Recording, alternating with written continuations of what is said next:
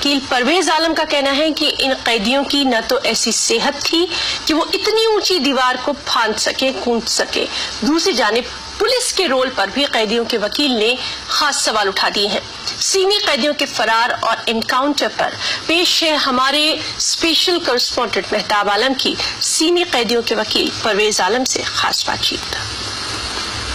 Bhopal central jail से सिमी कैदियों के फरार होने, उसके बाद उनके एनकाउंटर तक को लेकर एक नई बहस शुरू हो गई है।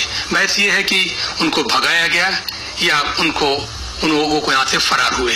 उस मामले को लेकर उससे बातचीत करने के लिए कैदियों के जो वकील है परवेज आलम साहब हमारे साथ मौजूद है। आइए जानते हैं परवेज साहब, ये जो बात सामने आ रही है कि वो फरार हो गया, उन्होंने उनका इनकाउंटर किया गया, आप क्या मानते हैं? देखिए, फरार हो गए, इनकाउंटर किया गया, ये कहानी तो एक जांच का विषय है कि बाकी फरार हुए हैं या फरार कराए गए हैं। वहां से जेल से आईएसओ प्रमाणित जेल है, हिंदुस्तान की पहली आईएसओ प्रमाणित जेल है। इतनी सख्त जो है वहाँ चाक चौबंद व्यवस्था है, उसके बावजूद 8 लोगों का फरार हो जाना एक सरप्राइजिंग है, एक आश्चर्यजनक बात है। इतनी आश्चर्यजनक बात संभव है ही नहीं भोपाल जेल में, एक बात। दूसरी चीज ये है कि आपका एक एपिसोड शुरू होता है 2 बजे रात से और 11 बजे दिन में आप एनकाउंटर कर देते हो। एक भी आदमी आपके हाथ में जिंदा नहीं लगता है। आपके पास पुलिस बल मौजूद था, पूरा पुलिस एटीएस पहुंच गई थी, भोपाल पुलिस पहुंच गई थी, उसके अलावा भी और पुलिस के अधिकारी पहुंच गए थे।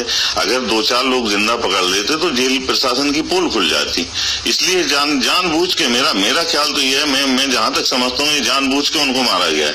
कि आपने कहा कि इस पे जो है जानबूझ कर मारा गया, तो अब सवाल ये कि जो सुबह जब उनको जो है 2 बजे के बाद जो 2:30 बजे घटना होती है और वो वापस जाते हैं, तो वहाँ पर क्या पुलिस ने इस बीच में इंटेलिजेंस ने आपसे कोई राब्ता किया? नहीं, मुझसे कोई कांटेक्ट नहीं किया, कोई राब्ता नहीं किया इनकाउंटर हो जाने के बाद। बल्कि अभी तक ना इंटेलिजेंस ने, ना पुलिस ने, ना किसी ने कोई कांटेक्ट नहीं किया कि भाई आपके मुलजिम भाग गए हैं। इवन उनके परिवार वालों को भी नहीं बताया कि हमने इनकाउंटर कर दिया। वो तो मैंने उनको खबर दी फोन पे कि उनका इनकाउंटर हो गया, यहाँ टीवी पे न्यूज देख लो आप।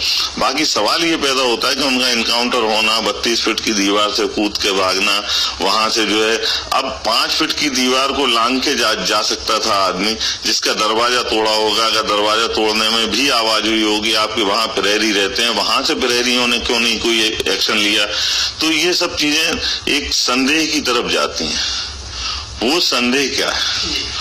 उस संदेह तक पहुंचने के लिए हमें सीबीआई या हाईकोर्ट के माननीय न्यायाधिपति से किसी से भी जांच कराना अत्यंत आवश्यक है, ताकि प्रशासन की पोल सामने खुलकर आ सके, स्पष्ट रूप से आ सके कि इनका रवैया है क्या। इसकी जांच होनी चाहिए और जो है आप उसकी जांच की बात कर रहे हैं। जाहिर सी बात है आप उनके वकील रहे हैं और सब सारे मामलों को। यहाँ पे एक बात ये है कि 32 फीट ऊंची दीवार और आईएसओ प्रमाणित जो है सेंट्रल जेल, वहाँ जो होना, क्या उनकी सेहत ऐसी थी?